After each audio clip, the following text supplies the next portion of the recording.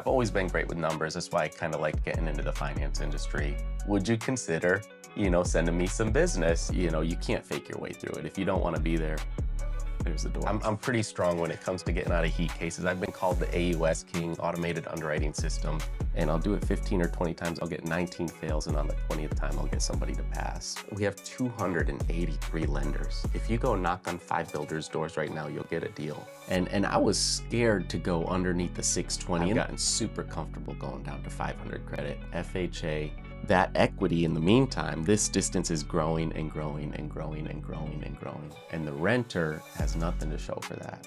What does failure is knowledge mean to you? Failure is knowledge mean to me. You can't learn without failing, walk, crawl, run. So Stephen, again, I thank you for coming to the Phase Knowledge Podcast. So I have one question for you. Why, hello, Family Florida Mortgage Team powered by NEXA Mortgage. Why that business? What's the questions again? Sorry. Why? Why did you get started with the business? Into the business? Yes. So I used to be a finance manager at Brandon Ford, and this is going back 5-6 years ago now. And I've always been great with numbers. That's why I kind of like getting into the finance industry. And I did really well there too. When I had my son Isaac is when he's 5 now, 5.5. And, really started looking at the hours, the nights, the weekends, the holiday weekends were extra. And, I was willing during that time to, this opportunity presented itself to me through a friend of mine that was doing mortgages at the time. And, he said through COVID, he had gotten really busy with lower interest rates and all of that. And so it was a risk, but I thought that the opportunity would be good. Given the reward, I said, I talked it over with my wife. I wouldn't mind taking a pay cut if it allowed more time with the family at that time. And by the grace of God, man, it was actually just the opposite. So I came into that refinance boom and I started doing even better than I was in finance. And that allowed me some time to build up my referral partners, past clientele, get a pipeline going. Because obviously the last couple of years, we've not seen those interest rates. So the refi business has been gone, but the purchase business has still been pretty strong for us. As I was doing research, you have a lot of background in finances. And it was in, I think, 2014. In addition to that, you had your BA in business management, right? Correct. Yeah, Okay. 2013. 2013. Yeah. Okay. So I'm getting the timeline right. Yes, sir. So as I was doing it, I was watching, I was researching. I was like, wow, he has a lot of history with numbers. And the fact that you're in real estate, you're in the mortgage space, and you have to deal with a lot of numbers. Yeah. What's the most difficult thing when it comes to mortgage and helping others become homeowners? Difficulty-wise, I would say probably for most people, not for myself per se, but for most people, I think it might just be the learning curve and trying to get that education out to the community of how can I purchase a home. I'm a first-time home buyer. I don't have much money to put down. My credit isn't the greatest. Those are usually a couple of the biggest objections that we see. And so I would say difficulty-wise, it's educating those people on how they can get into a home, whether it be today or 6 months from now or a year from now. It doesn't matter. When I started my journey a half a decade ago, I started in real estate, but it was in real estate wholesaling. Okay. And if you don't know what you're doing when you're going in, that process of trying to figure out how to close a deal, how to talk to sellers, how to negotiate, how to look at the numbers, it's overwhelming. Yeah. And needless to say, I was in it for like 18 to 24 months, and within 18 months, I only closed one deal. Well, me and my partner only closed one deal. I didn't recognize that you have to have so many different people that you talk to on a daily basis. Yeah. If you're only talking to one person, yeah, you're going to close one deal. So how did you, going from the financial industry to really being a part of the mortgage team, a Family Florida Mortgage Team powered by NEXA Mortgage? Yeah. How was that transition for you?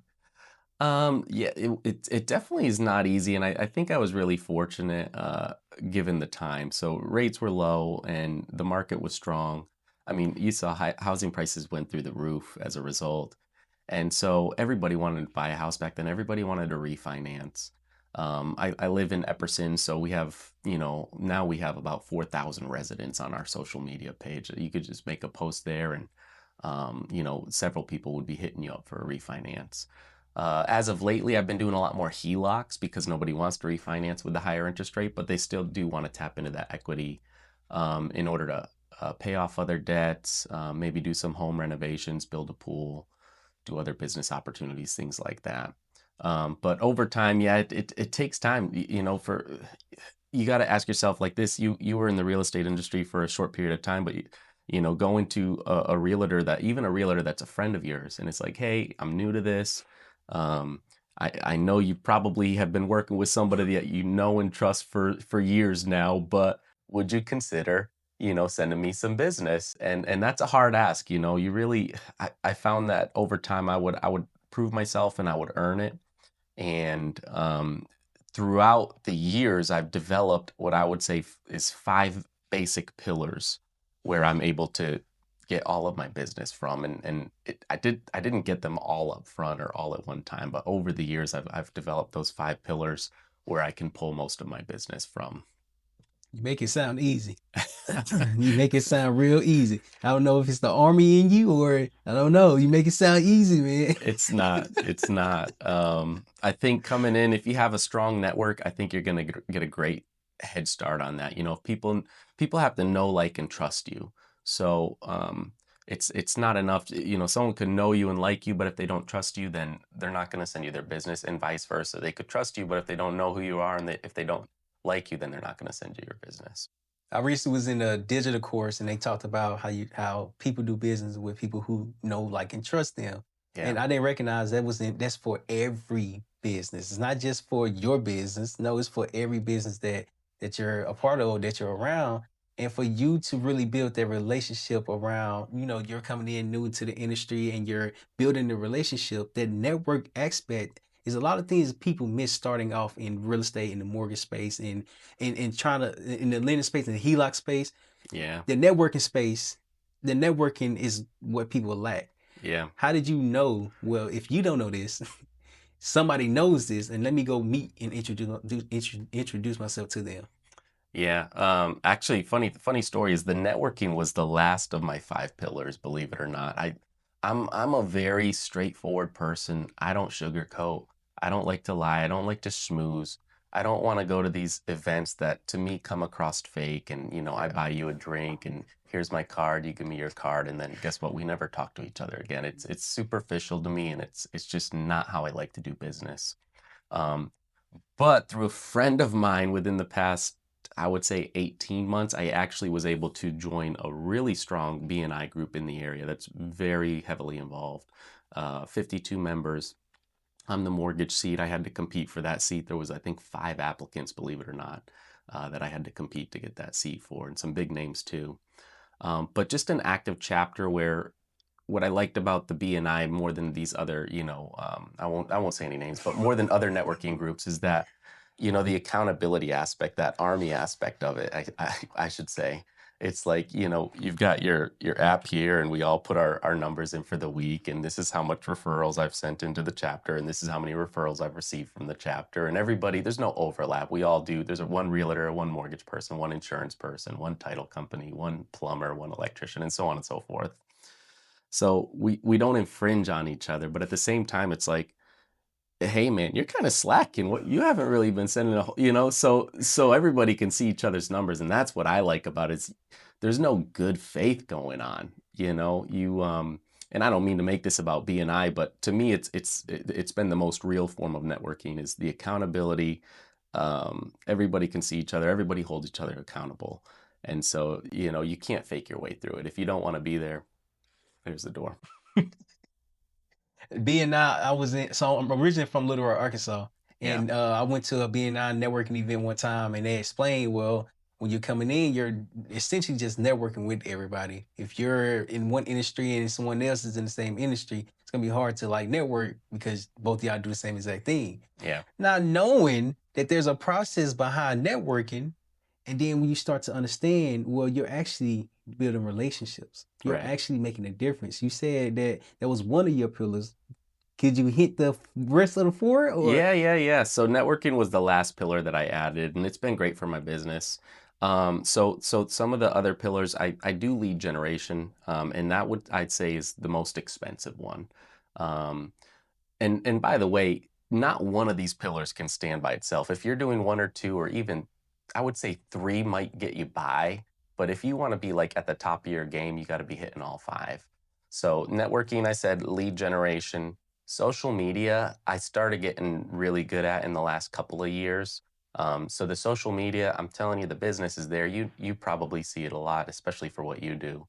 But people that, I hate to say it, but like the older generation or just people that don't want to give in to the social media, they're gonna phase out, and they're really missing out because that's definitely it's probably the cheapest one. You don't realize how many people can hear what you're saying through social media, through just shares and likes and the platform itself.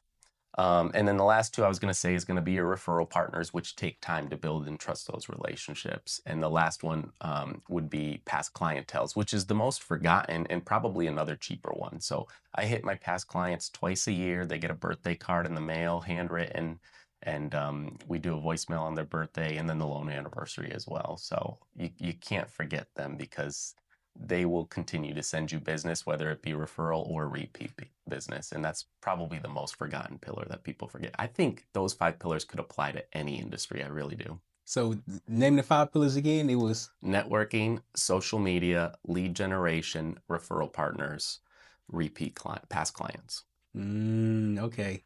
Yeah. So my wife had recently got a new car, and we went to the car dealership and went the whole process.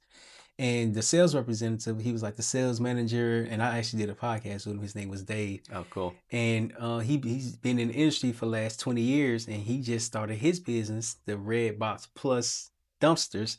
Oh, yeah. And when I was talking to him, we was talking about the car. I was just sitting there because I'm not about to get a car. I'm just here to support. Yeah. He got to talking, and I don't know how we got to that, but he showed me like his database.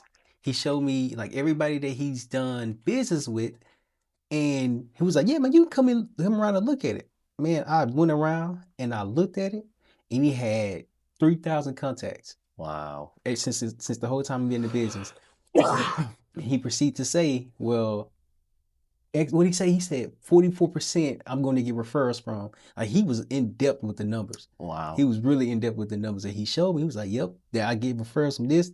I'm like, I was Yeah. blown away. How do you implement that for your own business? Yeah. You're a family guy, Mm-hmm. and you own your own business as well. Yes, sir. How do you find a time to really be there for your family?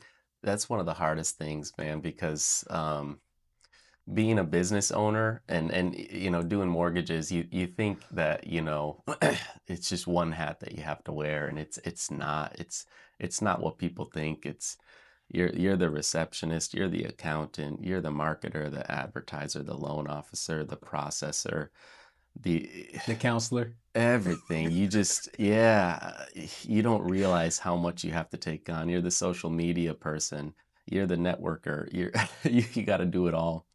So that's one of the hardest things, but being self-employed really does allow you to have that freedom to be able to write your schedule, work from home when you need to, and make time for your family, and that's definitely important to me.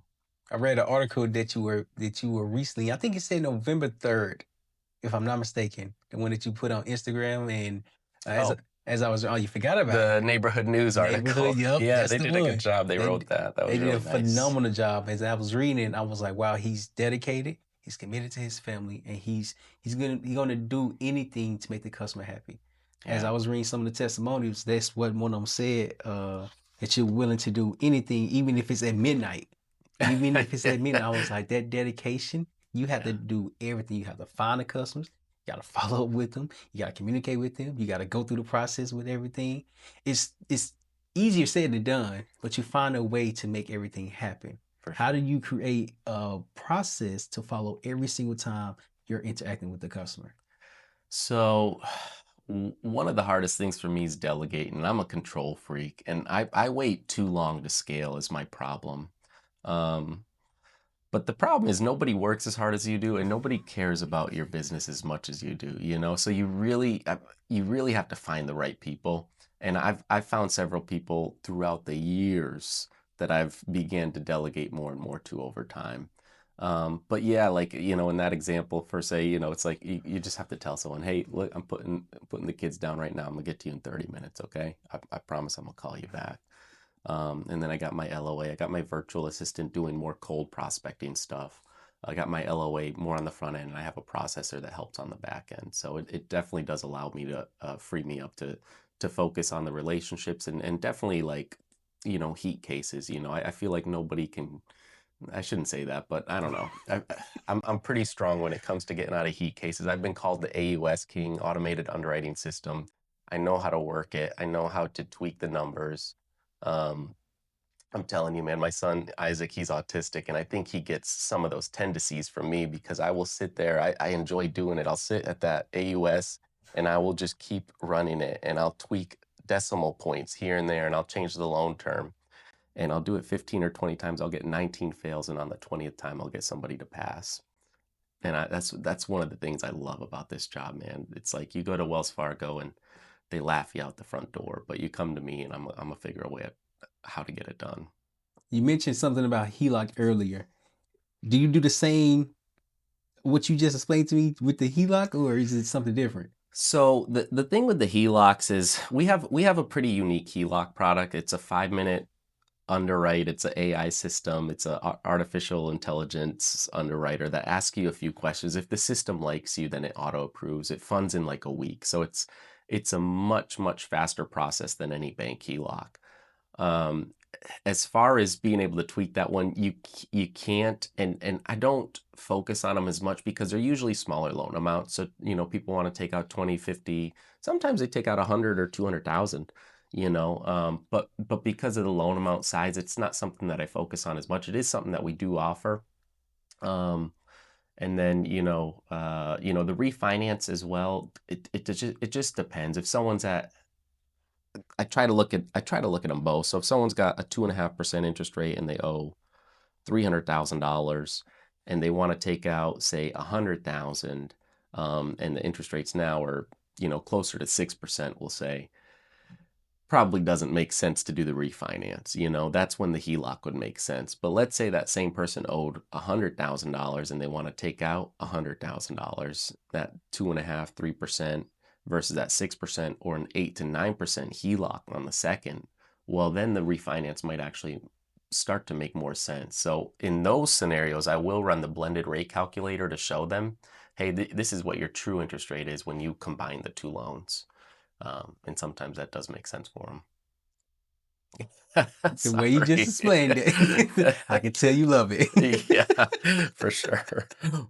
And no, I'm joking, but no, I'm serious, but jokingly in the same way. But the reason why I say that is because for you to really understand more about the numbers and what makes sense and what doesn't make sense, you mentioned something about failure. You have to have a lot of setbacks in order for you to say, maybe if I'm doing this wrong, maybe for the second time, let me just try to tweak it again.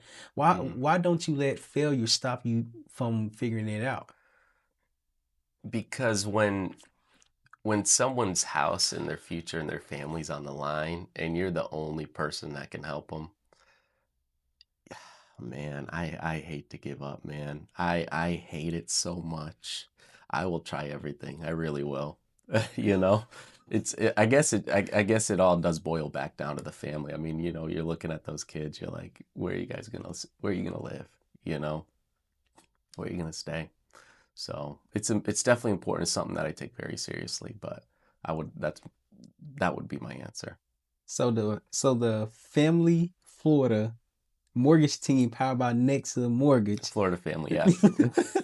It's a mouthful. So the Florida Family Mortgage Team is my branch of NEXA Mortgage. NEXA Mortgage recently rebranded the NEXA Lending, but NEXA Lending, we're the largest mortgage broker in the United States. We have 283 lenders that we can shop around for clients, to make sure that we get them the best deal. And then the Florida Family Mortgage Team, that's my branch underneath NEXA Mortgage. We have a physical brick and mortar location right here in Wesley Chapel, Florida.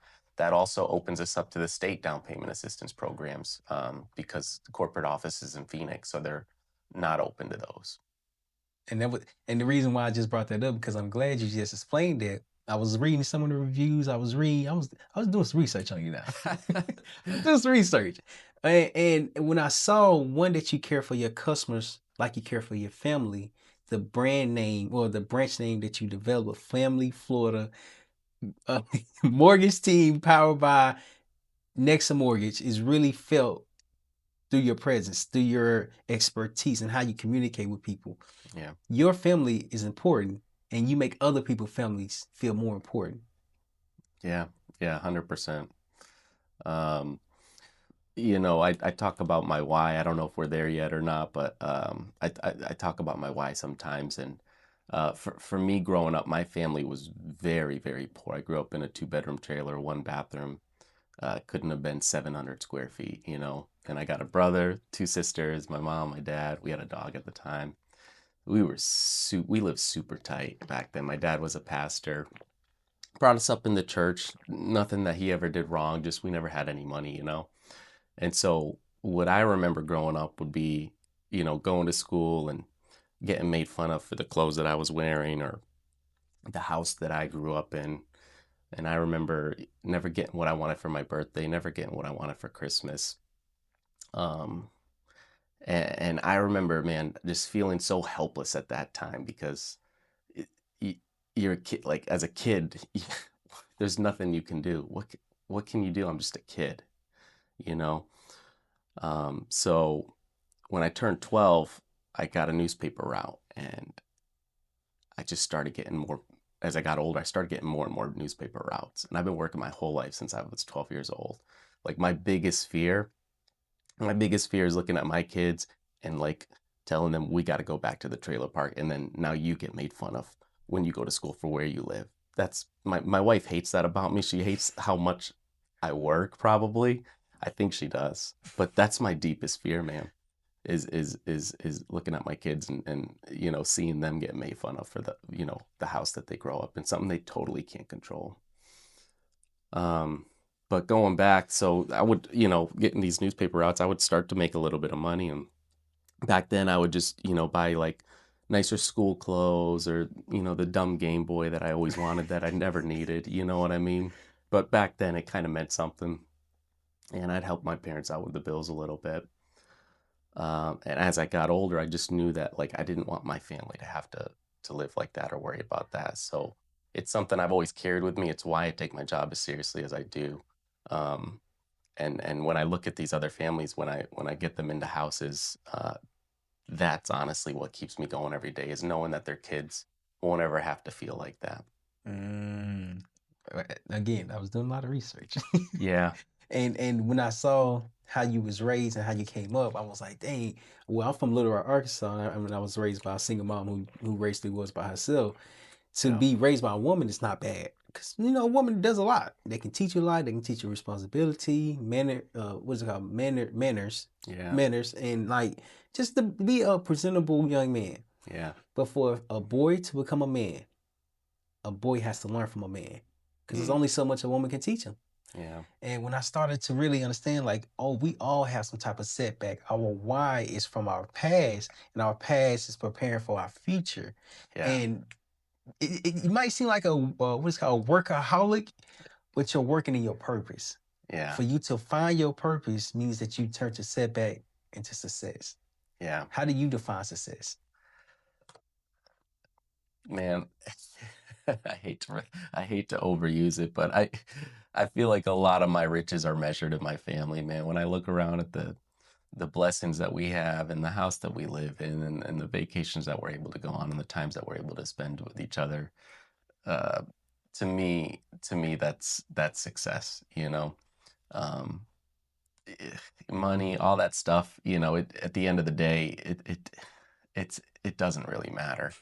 Um, but if it helps you be able to spend more time with your family, that's what really does matter. And I agree. I Yeah. definitely agree. So what we're gonna do now, we're gonna do a surprise segment. Oh And boy. so what this surprise segment is gonna consist of is say, hypothetically speaking, I'm your mentee now, and you're my mentor. And let's just use the scenario that we did when we first met. Okay. And when we Yeah. first met, you was driving. I think you was driving here, and then I Yeah. ended up seeing you. I read your window, and I called you. Yes. And if I was to call you and say, "Hey, Steven, I'm looking to get into the mortgage big business. I have no idea what I'm doing. I'm looking for a mentor. Do you mind mentoring me?" How would you go about doing that? Yeah. I do get these calls sometimes, and I definitely, like I said, I'm a straight shooter from the gate. Like I'm gonna tell people this is not like for the faint of heart, you know. um, and the biggest problem is that so doing mortgages itself is really not that hard once you figure it out. And if there's ever a problem file, I feel like I'm pretty good about being able to come to and talking you through how we can get through this. Sometimes it just takes a third set of eyes to bounce an idea off of. It's like there's so many ways to skin a cat in the mortgage industry. It's like, what if you did this instead and try to do it that way? Um, so finding mortgages is the hardest thing, and so you do have to get out of your comfort cell, and I commend you because as a younger veteran yourself, I mean, you see my truck decal on the back of my truck, and you call me just right then and there on the spot, pull me over on the side of the road, and I thought that was really awesome. But it's stuff like that makes you uncomfortable, that's going to get you deals. If you go and knock on 5 builders doors right now, builders hate their lenders, but they have to use their lender because in order for the client to get their incentives, they have to use their preferred lender. But what about those clients that don't qualify, right? With those preferred lenders. We have 283 lenders. If you go knock on 5 builders doors right now, you'll get a deal. A lot of people don't want to do that. And so I think a lot of people mistake being a loan officer for being a processor. It's like, oh, you get paid all this money to do the paperwork? No. I get paid all this money to find and originate the loan. I already have a process. I don't even do the paperwork. We have a processor for that. But yeah, if you like, I said it before. If you have a good network, if you're good in sales, and then you could be a great salesman too, right? And say, go back to the dealership. It's like the dealership spends hundreds of thousands of dollars to get people to come through the front door, and you're at that point shooting fish in a barrel.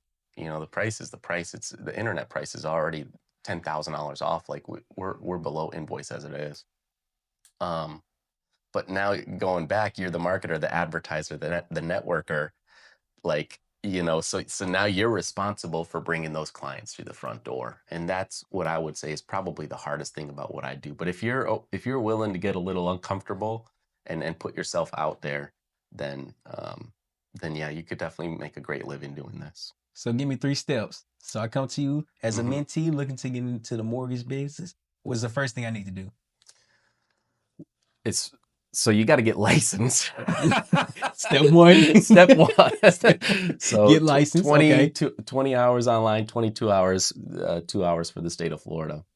And then there's a in-person exam. It's 125 questions. After that, there's a application, background check, fingerprints, and then all of that. I would say total cost around like $700 or $800 probably. Once you're licensed, then you'll want to hang your license with a broker. NEXA lending. I'm probably biased, but they pay the bet. We have more lenders than anybody, so nobody could beat our rates because we have more lenders to shop around than they do. Somebody might be able to get close or match if they have the same, some of the same lenders that we do, but the products too, there's not a mortgage we can't do. Foreign national, ITIN, no income, no FICO, low FICO. I go down to 500 credit all the time. You think about that, I've gotten uh, probably 5 or 10 people in houses this year with credit scores under 550. That's, to me, it's super impressive. Um, Going back to the question, so step one, you got to get Get licensed. licensed. Step Yeah, two, hang your hang license with a with broker, the and then board. step three, you got to start finding some business. So Okay. there's so many different ways to do it. But yeah, I could What's the definitely. easiest way? Easiest way. I mean, the 5 pillars. You can't Ah. just do one of them. I'm telling you, go on your social media. You want to be annoying. You almost want to be annoying. You don't want to be annoying, but you have to do it. You go on your social media. I drop my business cards all over town. I check out at the register and leave a couple cards there. You know what? You never know who's gonna pick that up. You saw the truck decal on the back of my truck. You know what I mean? And I get Mm-hmm. phone calls from that. The lead gen, the networking, the client I'm sorry, the referral partners, and then the past clients, that will come over time, and you got to earn those. But don't be afraid to knock on someone's door and just ask the builder, "Can I help you out? You got any deals have fallen through in the last month? Let me take a look at them." And that was the surprise segment, just to Yeah, show your expertise. Like, hey, since if someone come to me new, these are the 3 steps you can follow. And first, you get licensed, then have your license underneath the mortgage, and then go out and look for business. You yeah. earlier you mentioned about the dealership. You mentioned about the dealership and how they spending $100,000 or hundred of thousands of dollars to get customers in. Hmm. And being and having your own business, you mentioned earlier about you got to be your own marketer, you got to be your own salesman, you got to be your own content creator, you got to be your own finance manager, you got to be your own leadership, you got to be your own so many different things. But the value of a customer, I never recognized how important it is to get somebody in the door Mm. based off what you're saying, what you're doing, how much you're putting out, how much they coming in. Give you a prime example. Today I did a webinar before this, a podcast webinar, Yeah, and it was 2 people on there. I was like, oh, it's working. The first time I did it, it was 1, but the customers are so valuable. yeah, Even if it's a lower number, I was like, oh, it's working now. yeah. How do you teach someone the importance of respecting what the customer brings? As far as how do you teach like a salesman or a loan officer coming on, like the value Yes, of that client? yes. Oh man, I guess you could show them a P&L. You know, there's a lot of expenses. There's a lot of overhead to doing what I do that people don't realize. And, so it's like, oh, you make $6,000 on that deal. It's like, yeah, but, it cost me like $4,000 to do that deal, or 3,000 or whatever the case may be. But yeah, you look at your assistants, you look at your office rent, you look at your lead generation ad spend. Ooh, man. Um, and there's a lot of other things. If you ever been to one of my closings, man, I bring a super nice closing gift. My clients, they get the Rays tickets. I'm a season ticket. This will be my 4th season now for the Tampa Bay Rays, so Mm. they love that, and that's a great thing for the family too, man. The baseball game. It's just a pastime that America's not quite forgotten about. So, um, but yeah, all that stuff. It's just show them a P&L, I guess. Well, I started, so I'm in school for business management as well, and so Oh, like you, cool. I didn't know that. yeah, yeah. I mean, I go to Kaiser University, and Nice. so the different classes. So wait, first off, Kaiser University is 1 class per month, and I love that. Every month there's a new class. Every month there's a new teaching that you're going through. And so when I went to Kaiser, I started learning about profit and loss, finances, and there was a professor there who had his own hotel, and he showed us the profit and loss statement. He was like, well, this is the profit and loss statement, and this how much we're making, this how much the expenses are. The expenses was like that much, the profit was like that much. And Yeah. I was like, what in the world? For Yeah. someone who's never ever seen a profit and loss statement, how would you go about teaching them how to actually understand that? Yeah. So the top line will show your gross revenue, and then lines 2 through 60 or whatever will show all of your expenses. I forgot the credit reports. Oh my The gosh. credit reports, yeah, yeah, yeah. Oh gosh. So when I started 5 years ago, it used to cost me $28 to run your credit when I started 5 years ago. Today it's almost 100. And here's the kicker. They still sell your information to everybody and anybody down the street. As soon as I run your credit, your phone starts ringing off the hook. So not only do they charge me 100, now they're selling what they call trigger leads. And I call these predatory lenders, but they're bottom feeders. They're going for the lowest hanging fruit, and they buy these trigger leads for pennies on the dollar. So these Experian, TransUnion, Equifax, they're raking it in. But just going back to the P&L, that's one of the biggest ones, the credit report, and the office rent, and the assistant, and the lead generation spending, and the CRM, and the Tampa Bay Rays tickets, and then the closing gift, and all that stuff comes out to the bottom, and that's your net. So that's your net profit at the bottom. That's what you take home before you pay your car, before you pay your, I guess you could write the car off on the business, but your house and everything else.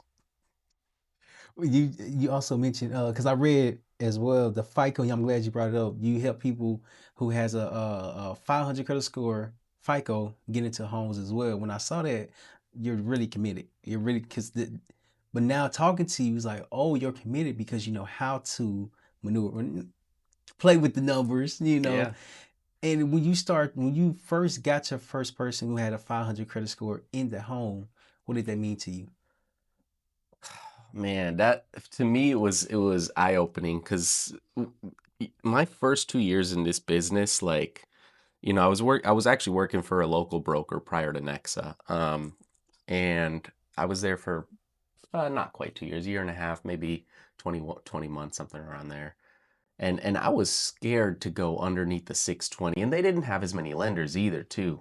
They didn't have 283 lenders. But I was really scared to go under a 620 because there's several thresholds in mortgages, and when you get under 620, there's more things that can go wrong. And when I say 620, I'm talking about the credit score.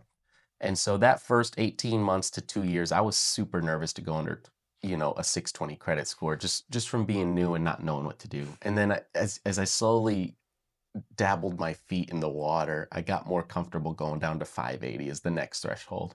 So 580 and 620. Um, and this year, I mean, I would say the past year, even 2 years, I've gotten super comfortable going down to 500 credit. FHA, I just I know how to get the system to like someone. I know how to tweak the numbers. I I've been called the AUS King by other loan officers in the industry just because, I'll help them out and it's like, hey, try this, change that, shorten the term, get the ratio under here, get the front end under, get the back end under there, and then change the term. Try that, let me know if it passes. Add a month reserve, done. All right, Steven, you're the man. Like, Um, but you don't want to do a manual underwrite because the guidelines are going to be way too strict. If you're getting a manual underwrite referred, it's because of something on the credit or because of a front end or a back end or just the term or the reserves. It's the system's telling you that they don't like this customer for some reason. So you have to figure out how to get the system to like this customer. And that just comes with time and experience. But yeah, for a new loan officer, I help people all the time with that. And you mentioned a lot of failure, Yeah. but you didn't say failure. You had to learn along the process with the experience, time, effort. But people think it's easy to do what you're doing because how you just broke that down, I can tell you've done it so many different times. But for someone that's coming out as new, it's like, well, how do you figure out how to play with the numbers to people don't see your failures. Yeah. They see your success today. And then when you get around them and explain what you're doing, they like blown away, but they Yeah. don't see the work that you've been putting in. Yeah. Why is it important for you to put in the work when there's no one around you? Um, that's like the definition of integrity right there. It's like doing the right thing when no one's looking. It'd be so easy to just call this client back, hey man, you don't qualify, I'm sorry. Let's try again in a year from now. Or you could put in a little bit of extra work and over time as you get better at doing it, you can figure out real quick if this is a buyer, or if this is a buyer in the next 3 months or 6 months or a year. Um, and as you get better, I mean, you just get quicker at making these determinations.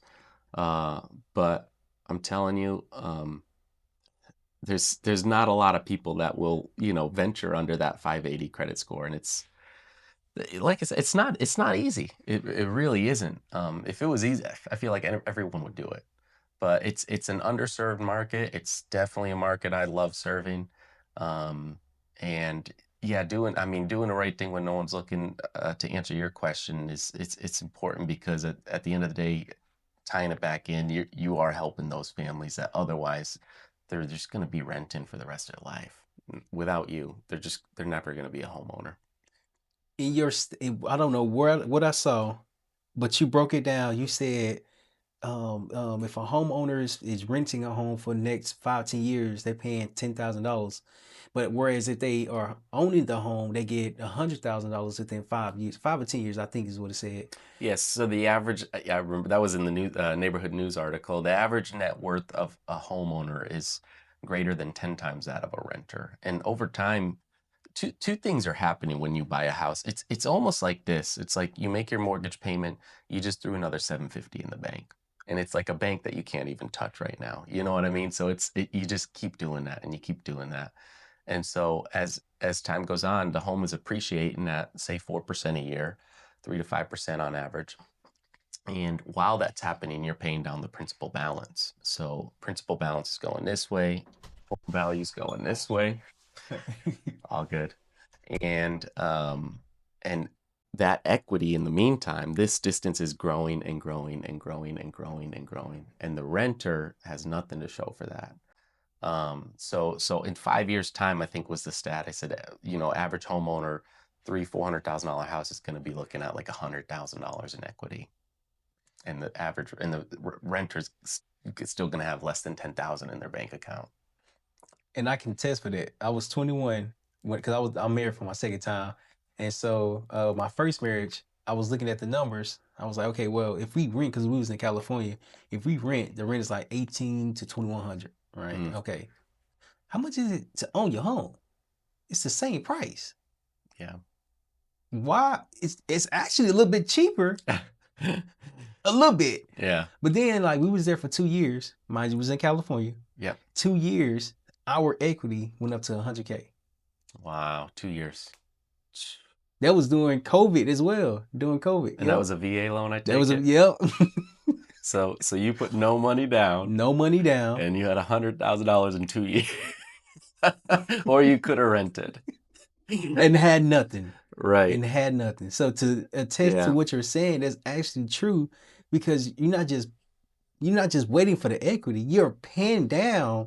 And like, I like the demonstration that you did. Hold on. I don't know how you did it, but yeah, whatever you did, yeah.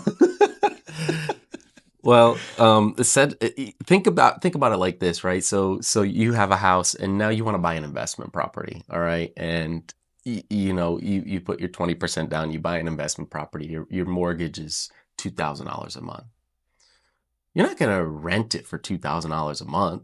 You know what I mean? That you're just breaking even, right? So it makes sense that renting would cost more than buying, because the landlord wants to make a profit, even a cash flow profit. There could be arguments to be made about appreciation, and those are great arguments, but the chances are that whatever you're renting, your landlord is paying less on their mortgage than whatever you're paying them for rent. That's what the chances are. Knowing that, I understand the difference between the two. So if it's 2,000, you're probably paying 22 as the renter, or 23, whatnot, and you're paying their mortgage down. Whereas if you're paying your mortgage down, it's like, well, now you're storing your own savings account, you're storing your own future investment. And I like how you explained that, because a lot of people don't understand the difference between the two. Well, renting is easy. Well, you don't have to take care of everything. Before me and my wife moved out here, we stay in an apartment complex. Like, whenever something broke or something needed to be replaced, we go out and say, hey, something just broke. Can y'all replace that? Whereas when you own your own home, it's more ownership. You have to be the one to take care of everything.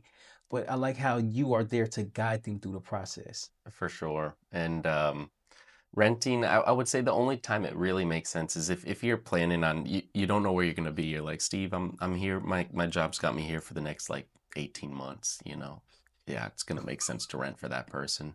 But if you love the area, this is where you want to raise your family, it's a no-brainer. You're going to want to buy a house. Yeah. And okay, so what was your biggest, so when you were starting off and you had a couple of deals fall through, they didn't go through, when you saw that and you noticed that, what change did you make? Okay, this deal didn't go through because of that. For next time, let me try this and do that, so that way the deal can go through. What is one thing? What did I just say? Yeah. I tell you what, it hasn't happened a lot. I won't say it's never happened. There's just more precautions that you have to take into place, and I would say the biggest problem is that people aren't 100% on their application. They'll put stuff down that either doesn't apply or is just flat out not true.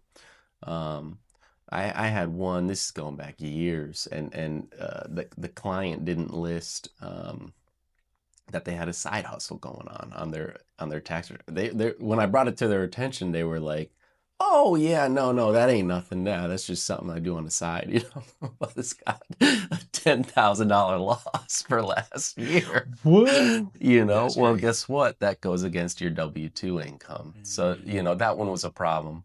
But just being more precautionary, getting more documents up front.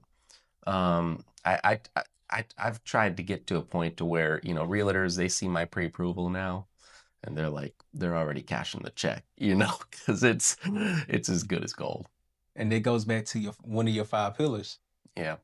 Wait, that was the referral one. Was it the referral? Referral partner, yeah. Yeah, Yeah, this would be more for the list agent. So right. the buyer's agent would be my referral partner, but Mm. when the list agent sees my pre-approval, they can take it to the bank. And that's from your experience, from your failures, from your growth, from your setbacks, and how Yeah. you really position to play with the numbers. You just say you failed 19 times, and then maybe the 20th time is how you find the adjustment. Like, oh wait, this is the piece, and Mm-hmm. then we give it to them. Like, well, Steven already put the work in, and why we need to do Right. it? Yeah. Yeah. You got it. So I just looked down. I saw a post that you posted about Dave Ramsey and how the 50-year mortgage. How do you think that's going to affect new homeowners? You do good research, man. I gotta commend you. I appreciate it. I I'm appreciate it. I'm a numbers guy, man. I'm a straight shooter. I don't like it. You know, you're gonna get people that want to take advantage. You're gonna get loan officers that are gonna feed on that.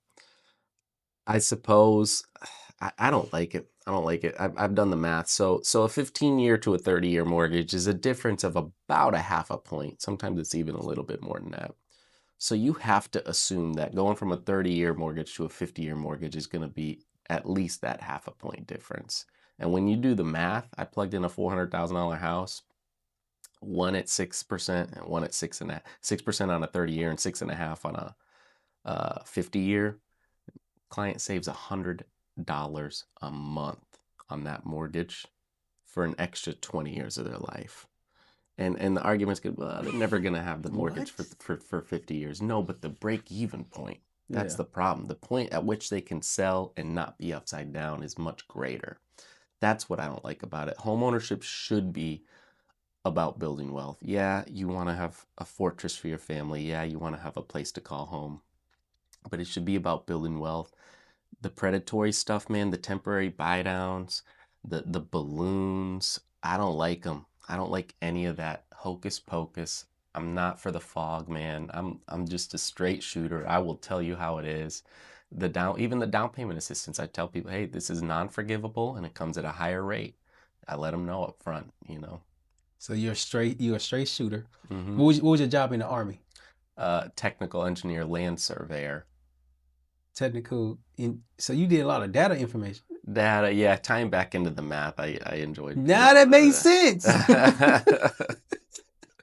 Now that makes sense. I did when I was in the Marine Corps. I did motor transportation, drive the military vehicles. Okay, And what I'm doing today is completely different than what I was doing in the service. for sure. From when you was in the army and you was about to get out, and you was like, okay, I'm about to transition from being in the service. Now I got to be out. Now I'm about to become a veteran and start my own business and continue the family model. How was the transition process through everything? Yeah, I got out right after deployment. I got back from Bagram Airfield, Afghanistan. Went there from 2013 to 2014, and then my military obligation was just about up. Um, at the time, I didn't go straight into mortgages. You know, uh, I wasn't quite sure what I still wanted to do. I know I had asked my uncle, and I'd asked a few people around, and he said, "Look, you should just get into car sales right now, and you know, you'll do really good. You're gonna want to, you know." Just go in there eager and hungry and tell them you're willing to learn and do what you have to do uh, to to sell as many cars as possible, you know? And so I went into it with that mindset and I quickly started doing really good. Got promoted into finance and I really liked being in finance because I got back to the numbers and helping people out get approved. But I knew that wasn't it. And then the mortgages presented itself and really it wasn't for the money. Like I told you, I was expecting to take a pay cut. And for me, you know, to spend more time with my family, I was willing to do that. But it just, by the grace of God, man, always looking out was turned out to be the opposite. So It's been great. I've loved every minute of it. I really enjoy doing this. And I'd say the most gratification you get is at that closing table, man. People are so over the moon happy. You know, it's a really cool thing to see. I would say I agree, but I only closed one wholesale deal, so I don't know. Yeah. That explains why somebody called you the All American Family Man. Oh, was that in the, I don't know if that was in the article. I'd have to go back and No, it read it. wasn't an It article. was a review, It was maybe? a review. Okay. Yeah, That's, yeah. yeah. It was a review. Somebody called you the All American Family Man. Oh, man. People are too kind. So did hold on, let me see. Hold on. You grew up poor, and now that you talked about that, I'm glad you brought that up as well. So, oh, this is a random note. Random note. You post a lot of I saw that you post a lot on social media. Hmm. But I didn't really understand what you did though. Why is that? What I did, Like is, what you do now? I see like clips of your family. Yes, I do. Yes, I do. It makes sense. It's like hints of what you do. It's oh, hints. You're oh, very creative with that. yeah. So my business page, I definitely try to sprinkle in a lot of Yeah. family in there, but I tell you what, it's not social media. Like, if I could live my life without social media, I totally would. It's one of those things that you have to do as a Yeah. business owner. It doesn't matter what industry you're in. So, I mean, I have fun with it. I post my kids, I post us, our family, my wife doing, fun things, and I do that just to stay relevant, just to Yeah. stay at the top of people's feeds. And of course I do the business post too, and I've gotten really good with the videos. I like the little gifs that pop up on the video. It's like, Yeah. whatever, I don't know. Just grabbing people's attention, but um yeah, it's one of those necessary evils. That's what I'll call it. Yeah, because it's if I could go without it, I totally would. I agree. It's definitely a lot. So I have one more segment, and it's called the best for last segment. And I'm gonna ask you 4 questions, and you answer it within 30 seconds. Okay. So question number one: what are you grateful for? And I'm grateful for my family. I'm grateful for my job. I'm just grateful for, you know, um, Jesus, just everything, man, that He's given us. So many blessings, too many to count. Our house, our vehicles, good health. I try to live from a place of gratitude. I try to posture my heart from a place of gratitude, and I think that's the best way to live. If you could wake up in the morning before you even touch your phone, and just say 3 things that you're thankful for, I think a lot of your life will change. I agree. I actually every time I wake up, every day I wake up, I give thanks, and then when I reach the start back doing is saying like a thank you prayer and like before the day starts. So that I get it now. I get it. I get it. Yeah. Second question: what do you have any regrets? Um,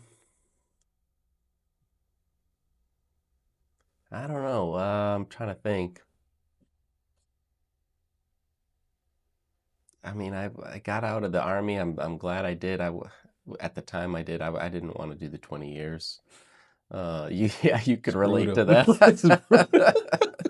that. It's brutal. I don't know. I've made mistakes. Listen, nobody's perfect. I've made mistakes. I'm sure there's things I wish I could go back and undo.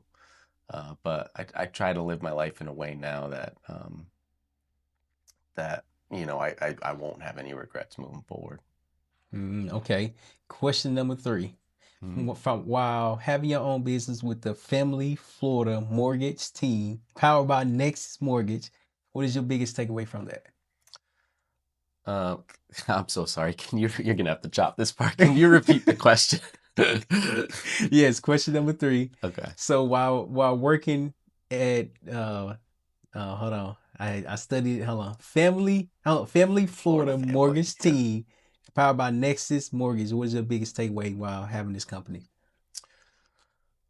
My biggest takeaway, I just look at all the families we've helped and all the people we've gotten into homes. I don't know. I feel like a lot of people in the community know me just through that, and that's my biggest takeaway is truly helping people.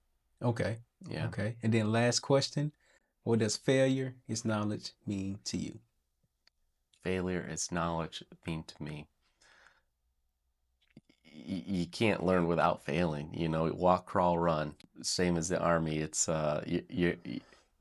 you're gonna mess up, and you can't be afraid to mess up. And most of the time, I will say we could fix it. You know, usually it requires just a different set of eyes. You know, you can get a third set of eyes in there to figure out a different way to get how can we get this past underwriting. You know, I think people look at me and they think some people look at me and they think I'm the underwriter, right? And so I gotta slow them down for a second. It's like, hey, do you like hockey or you like soccer? Okay, you like hockey. All right. I'm not the goalie. I'm the guy with the puck. And I need to get the puck. And you're, by the way, you're the puck. I need to get the puck past the goalie. So knowledge is failure.